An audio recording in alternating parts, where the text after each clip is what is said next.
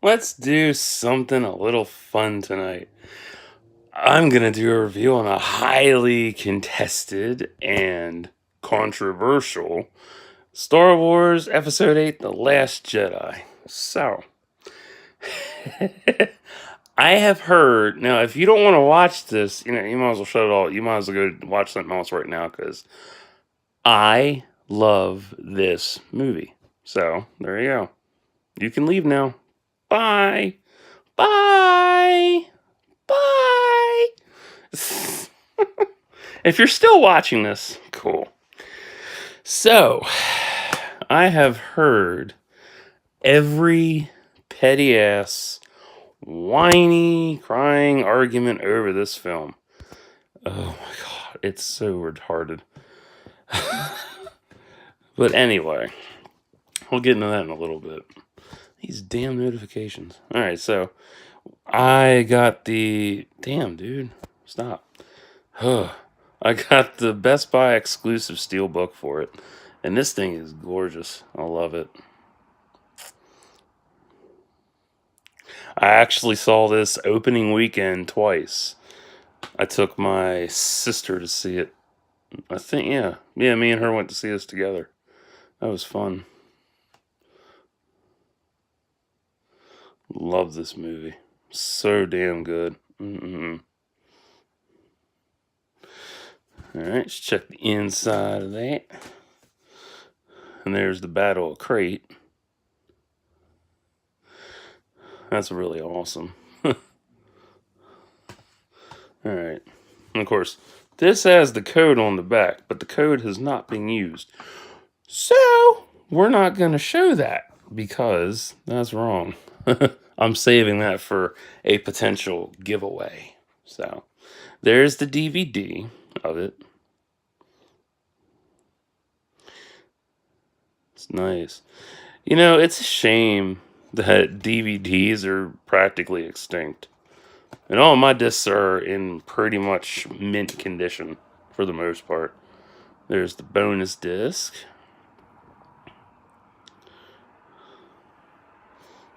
I actually enjoyed the bonus disc. That was nice. With all the extra footage. And then there's the main course. Or feature film, whatever. And spotless. I'll see you. Okay. No, we'll leave that out. So, I love this movie because it is really good. It plays out exactly like a book. Go away, Twitter. Damn. Notifications. It plays out exactly like a book. It's full on alexithymia and eudaimonia, start to finish. Man. The deleted scenes and extended scenes add to this and make it practically practically 3 hours long. I wished they wouldn't have cut so much out. That really made me mad. Now, I haven't there we go. I haven't listened to the audiobook yet. But I do know the audiobook has Han's funeral in it. So I'll listen to that whenever. Yeah, I love this is really blossoming into a hell of a good trilogy.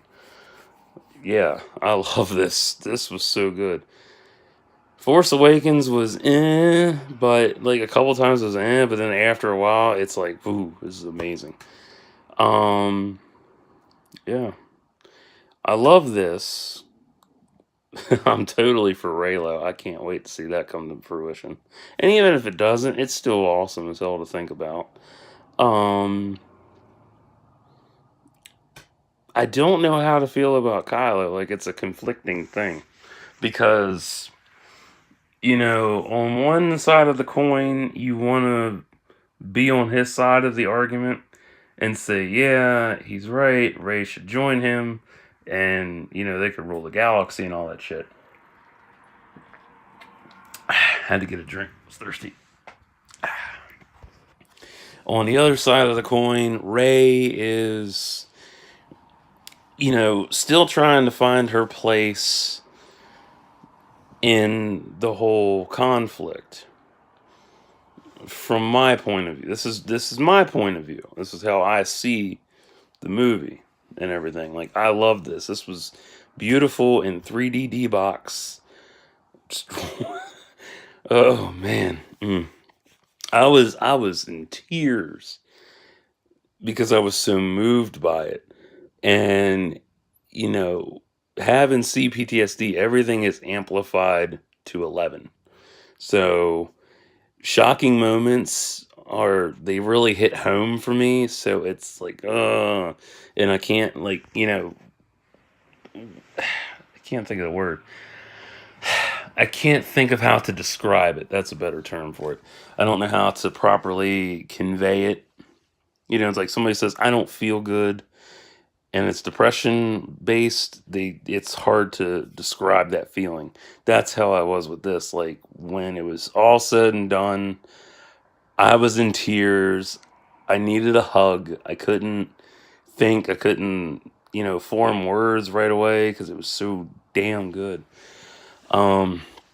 But back to Rey's side. On Rey's side of it, she's still trying to figure out where she fits in. Um, and it's hard to say what's going to happen with her yet, because I don't know. I don't go to websites and read leaks and shit, because that's pointless, because then I get your hopes up. So whatever. Um, the battles were phenomenal. The artistic way for showing blood on Crate, that was fucking awesome. I love that. Artistic expression is awesome. Luke's death, that was really powerful, because I've read different articles. I read the theory on what Mark said about Luke being shut off from the Force for 30 years and then opening himself back up to it, and it was basically like a junkie. I applied that theory to rewatching this for the sixth or seventh time, and it makes a lot of sense, because if you deprive yourself of something that strong and that powerful for 30 years, and then you, boom, open yourself up to it, it can overload you. It happens. If you have addict friends and stuff, or addict alcoholic friends or whatever, any kind of addict friends. Ooh, excuse me. Damn. Woo. Ask them. They'll tell you the same thing. It is hard to say. It's hard to say no. Some have the willpower. Oh my God, the siren. Thank God my window's not wide open. Yeah, some have the power to say no completely and walk away. Others don't, but the temptation is still there every day. I also watched the Reylo trilogy series by Vincent Vader. If you know what I'm talking about, yeah, that was awesome. Sadly, his channel's gone. The videos are gone as well. That sucks. I really fucking love them. I got so much education out that shit. That was crazy. I didn't learn. There was stuff in there that I wasn't taught in school. So that was nice. I love how this film had tons of foreshadowing. And if you didn't pick up on the foreshadowing, let me explain the foreshadowing. In the beginning, where the one thing that they brought up was Rey's training on Octo with Luke, which I wish had been a little more in depth and stuff and more intense. But that's not even a real complaint. That's just like, I wish it would have been more. I'm talking like the foreshadowing that I'm talking about is on the bridge of the ship where Leia, Akbar, and the other crew members died and they got blasted into space after Kylo didn't fire on them and the TIE fighters blew up. They fired their homing missiles and blew the bridge out.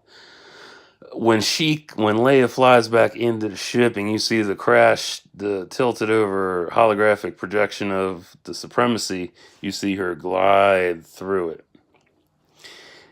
Yeah, and literally fast forward into the film, Holdo takes the ship and boom, same effect.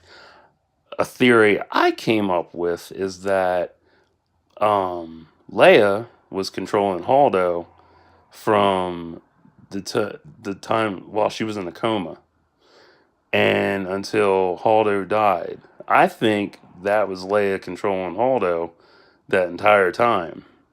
It makes a lot of sense because, Leia, it could have been a turnaround where, Leia was going to sacrifice herself through the ship and whatnot. But you never know. But it's the theory I have. Um, the deleted scenes add more to the film. They really do. Even though some people say they're bull, even two people hate this movie. People hate it. People love it. People don't know how to feel about it. They call it a copycat. If you call this a copycat, then Star Wars, the whole saga, is a copycat of Star Trek. Star Trek is a copycat of the original sci-fi masters and pioneers then. See, everything new and stuff, this is just, it borrows heavily from past sci-fi inspirations and novels and all that stuff and whatnot. So, yeah, every film is a copycat of another copycat. So, yeah. But back to this. The deleted scenes add more to the movie, and I like that. I was very excited when Canto Bight showed up on the screen. That was nice. I started reading that book, listening to the book. I got 2 hours in and fell asleep to it. So I'll have to re-listen to it again and finish it. But it was nice to see Canto Bight brought to life. I was happy about that. I was so excited. Finn and Rose, that was cool. I was hoping they would have built it up more throughout, because it was nice to see that show up on Crate, but it could have been built up a little more. Whatever. I don't see it as forced, honestly. It was just really, it was there, but it could have been built up a little more. But if you read between the lines, it'll show up. The battle crate was epic. The destruction of the flagship at the beginning was awesome. I keep laughing because I've read all the complaints about the movie. Well, not really read, but like grazed through my Facebook feed. People were complaining about how the bombs would just float in space. There's no gravity in space. They're magnetized and shit. They make magnetic bombs and stuff. Duh. Common knowledge. Idiots. Just the pointless niggling back and forth with people. Always bashing and the toxicity and whatever. But anyway, I love this film. It's one of my favorites. It's one of those that you don't need to watch it multiple times in a row to get into it. It's one of those that you can, watch whenever you want. You can even wait a couple years and watch it again. It doesn't really matter. It's really good. What else? But I don't know. I still want to know who Rey's parents are. I really do. But if she is just, traded off like Kylo said, then yeah, that would make a lot of sense. I mean, there's all them random theories out there about who her parents are, and it's so funny. It cracks me up reading all, seeing all them pop up on my feed randomly, or on Google. Like, oh, so and so's their parents. I'm like, give me a break, dude. I hope for episode 9 that they. I hope Rey goes dark. I hope Kylo does whatever the hell. I don't know. It's hard to say what's gonna happen. You never know. But yeah, this movie, I love how long it is. That was the best part about this. Like, it was an excellent pace. It was long. It was beautiful. It was amazing. When I got up to, I would say, when they got to the island, Octo. Yeah, when they got to Octo and Raylo. Yeah, fuck it, Raylo. They were in the hut together talking. It literally felt like a book. And I'll tell you why it felt like a book. In, I want to say the new Jedi Order era or Legacy of the Force, there was that one time where the, I want to, I think it was Rogue Squadron. Their X-wings were booby trapped to their S-foils were booby trapped to where they couldn't open them. And that's what I literally thought about, because I loved that book, but I don't remember what book that was, and it bugs me because I can't remember what the hell it was. I could look it up on Google and stuff, but yeah, whatever. Back to this. But that's what it reminded me of, and I was like, damn, this is so good. And everybody's calling it shitty and pointless copycat of the original trilogy. By the way, I'm not doing the original trilogy review on my channel because I don't like the original trilogy whatsoever. It's literally slow, boring, outdated. It is iconic, but it's not fun. It's not exciting at all. Even with the special editions, like, I used to like it, and then I got older and I realized it's not as entertaining as it once was. So whatever, I don't care for it. I'm not gonna review it. I'm not gonna review any of them. um, let's see. Yeah, the bonus features were amazing. The film is phenomenal, and this is almost a 20-minute video. Wow, fun times. Let's see. So I love this movie. I say that enough.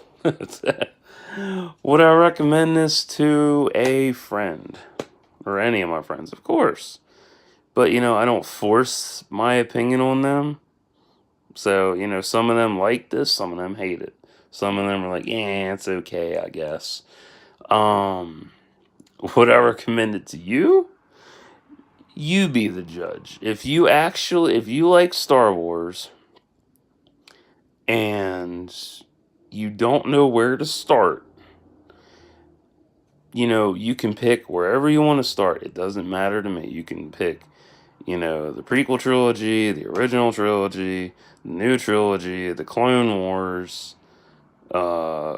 wherever you want to start. The comics, the New Jedi Order, Legacy of the Force, Fate of the Jedi, the Rebellion era, the Empire era, Dawn of the Jedi, so on and so forth. It's wherever you want to start. Just, pick wherever you want to start. It don't matter to me. But if you want to start with this movie, cool, go for it. Try it out. See if you like it. If it's okay by you, sweet. So, actually, I'll be back because I got some more movies I want to do reviews for. So, you stay tuned.